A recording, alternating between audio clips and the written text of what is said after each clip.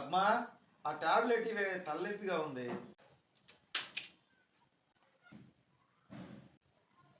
ఏంటే కావాలి కెట్టేసావా లేకపోతే నిజంగానే భయపడిందా? నిజంగానే పడింది కింద. డాక్టర్ ఏమో నన్ను వంగొద్దన్నాడు. నువ్వే కొంచెం లేచి తీసుకయ్యా. కావాలని కిందేసి అంతకుముందు ఎన్నిసార్లు నేను కూర్చుంటే ఎన్నిసార్లు లేపలేదు. ఇప్పుడు ఒకసారి తీసుకోలేదా టాబ్లెట్ కింద పడితే? నేను లెగవలేక నీకు చెప్పా, నువ్వేం కింద పడేసావు. మంచి నీళ్ళు బాటిట్లు అందుకో అమ్మా.